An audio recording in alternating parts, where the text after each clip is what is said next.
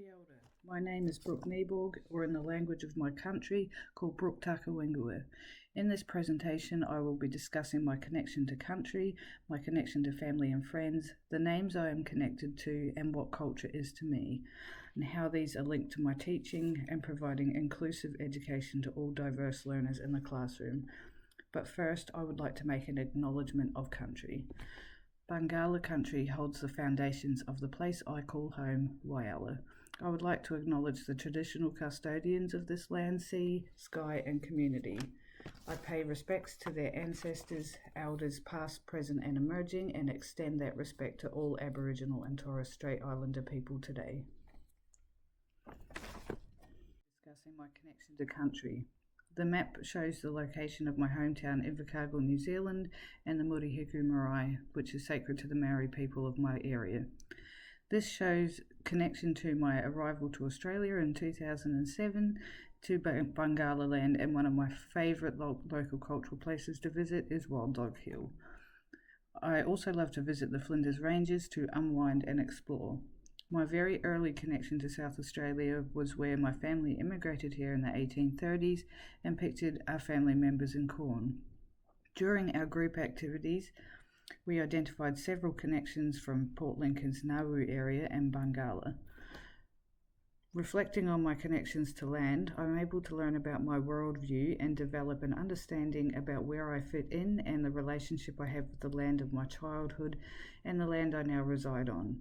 I can learn how I interact with it and learn with the histories to explore and develop new values and beliefs. Within the group, I can learn about the worldviews of others and understand the differences we all have, and this will allow me to think critically about my own worldviews. Daniel, Dylan and Jessie, Mick, my pets Miley, Snowy, Loki and Lucy, my amazing work family and my St. John family are all interconnected. They are the core of everything I do and achieve. Collectively and individually, we all bring from our group that family is the biggest part of our identity. Bringing these identities into the classroom can help to build relationships and help me become more aware and identify different cultural identities and worldviews of my learners. It will affect the pedagogies I use and how I incorporate these worldviews into my curriculum content. This will also impact the diverse group of learners and how they interact, feel, behave, and learn successfully. My name Nieborg has been dated as far back as the 1700s, where the spelling then deviated. It originated from the Netherlands, and I have included images that are connected to my surname, such as my grandfather Brooke Nieborg, to my dad and my younger son Jesse, who was the last descendant in my family line to carry on the name. I have learnt from the others in our group that we are all connected through European countries, and that other parts of my family tree also come from the same countries, and that we all share similar values and beliefs.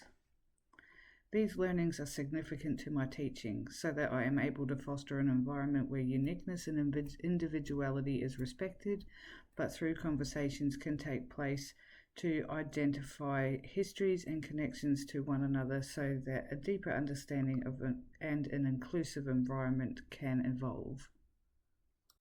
My cultural artefact I chose is a novel that my great-grandfather wrote, based on a station owner in the 1830s. And the challenges that they faced. I acquired the original copy of this book when I was researching my family history. I remember seeing this book as a child and am currently in the process of having it published. I have also included an image of my Heimato necklace, which in Maori culture represents prosperity, abundance, fertility and strength.